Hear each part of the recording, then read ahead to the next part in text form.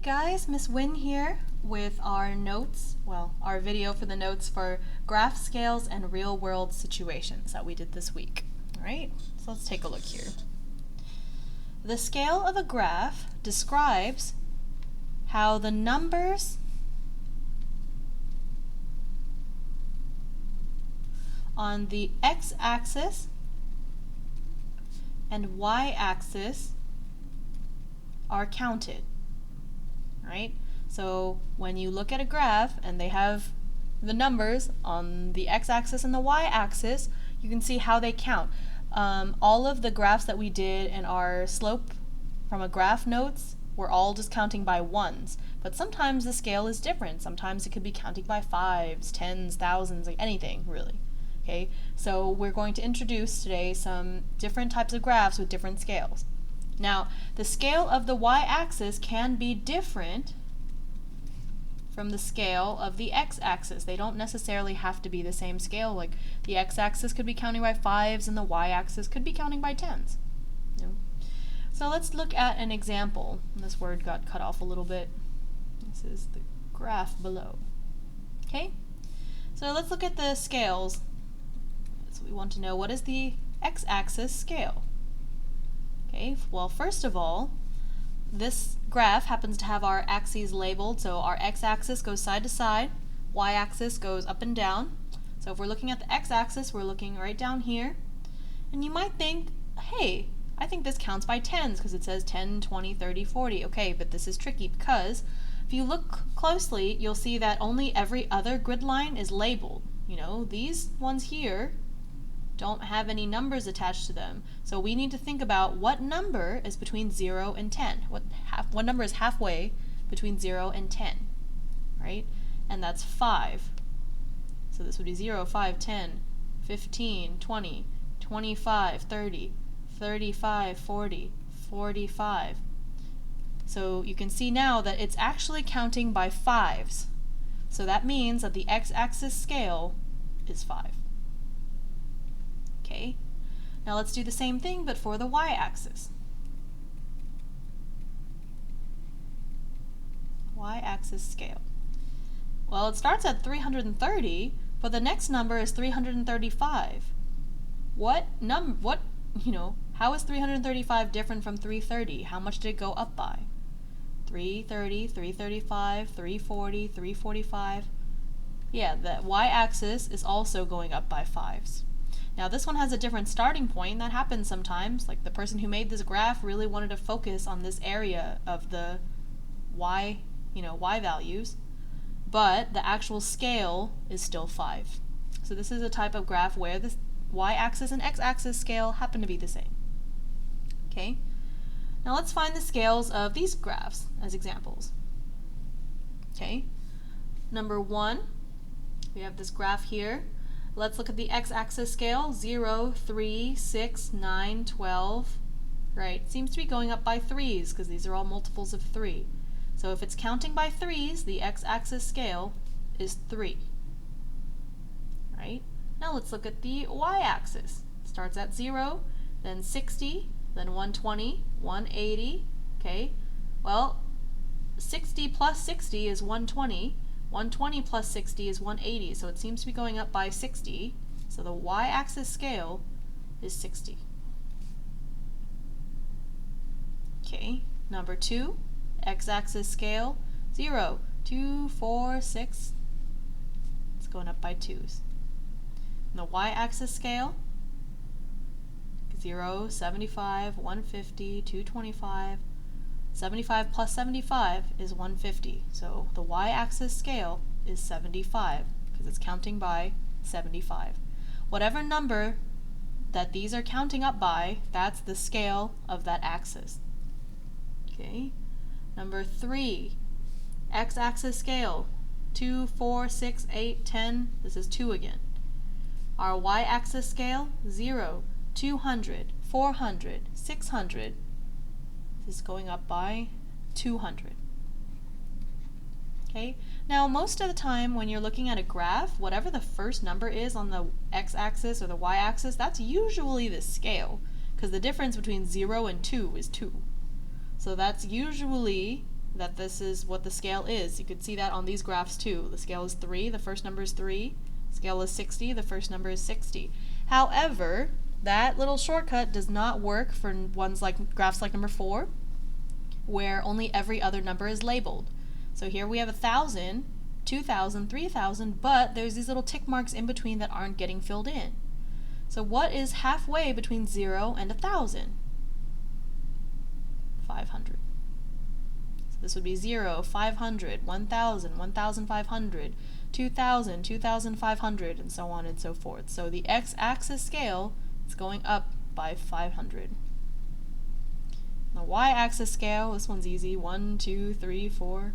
We're just counting by ones. So the scale is 1. Okay? So now that we understand about scale, let's talk about how we figure out slope in real-world situational problems. Okay?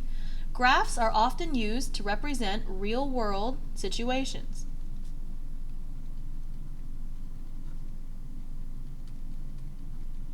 Real-world situations. These graphs have units on the x-axis and y-axis.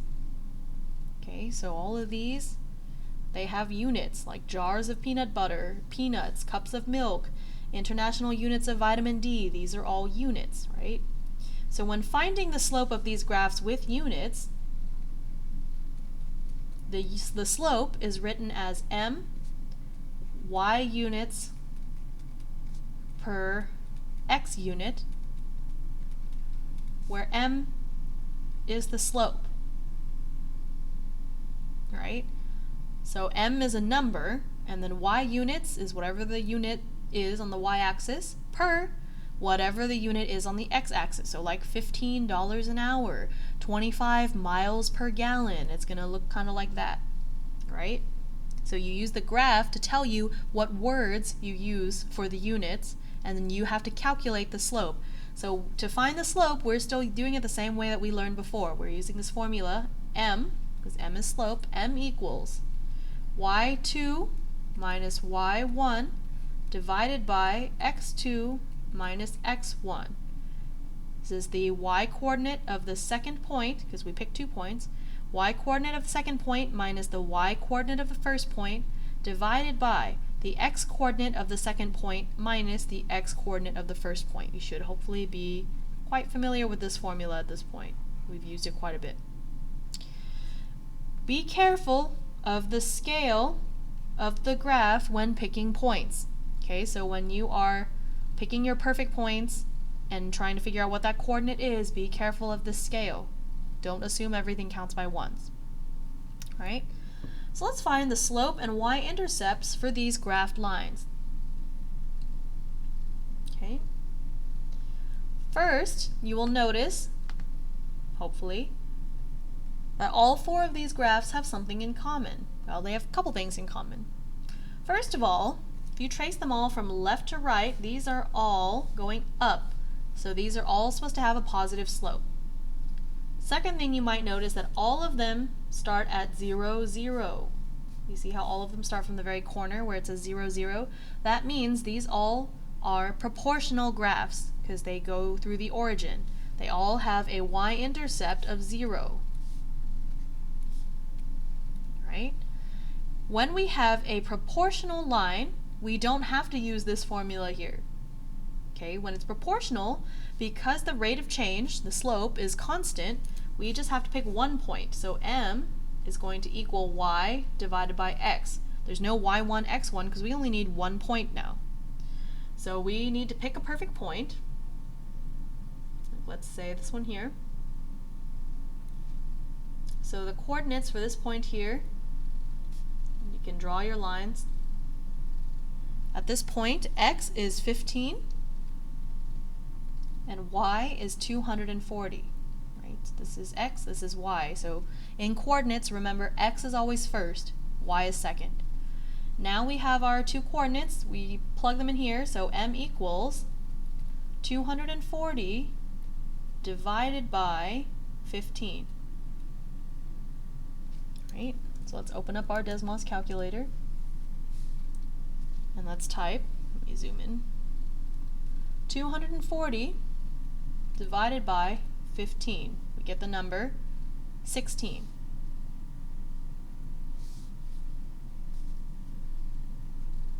But we need the y units per x unit, right? Because now this is a real world situation. We need our units. The y unit is minutes, because it's our our dependent variable y is time, and time is in minutes for here. So 16 minutes per, and our x unit is cycles, because it says number of cycles. So 16 minutes per cycle. All right, and now we have our slope with the proper units. Okay, let's look at number 2. We're doing the same thing. Pick a perfect point.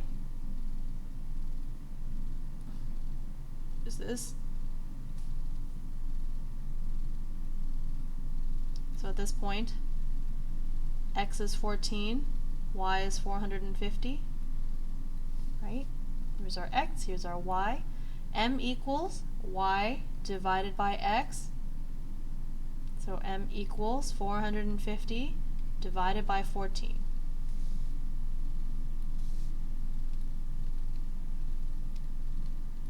Which is, we want to leave it as a fraction. There's no need to convert slopes unless the problem asks us to. We can always leave it as a fraction.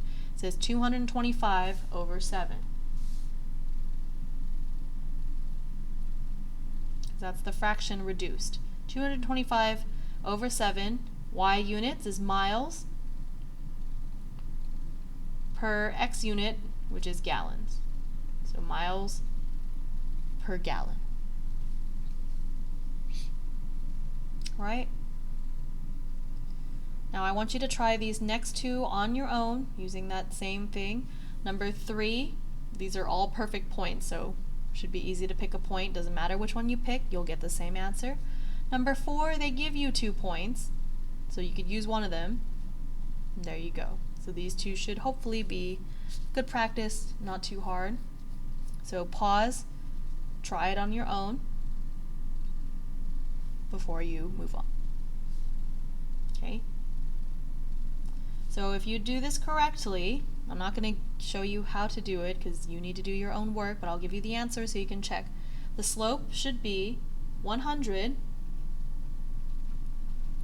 international units per cup.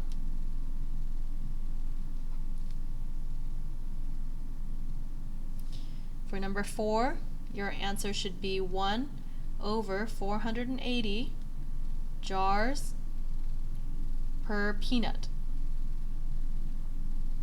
Which is kind of funny. Normally you would want to flip that proportion when talking to people and say 480 peanuts per jar, but you got to do it the way the graph says. It's y unit, our y units is jars and our x unit is peanuts.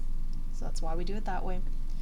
Okay, and don't forget on the last page here, this is where you want to summarize or write the key points of slope from graphs. So a combination of slope from the notes we did previously and these notes as well. So kind of combine everything you know about slopes from graphs and talk about it here. A little summary, 1-2 sentences, or just the key points or things you want to remember. And that's going to go here. That's very important for notebook check, so please make sure you get that done.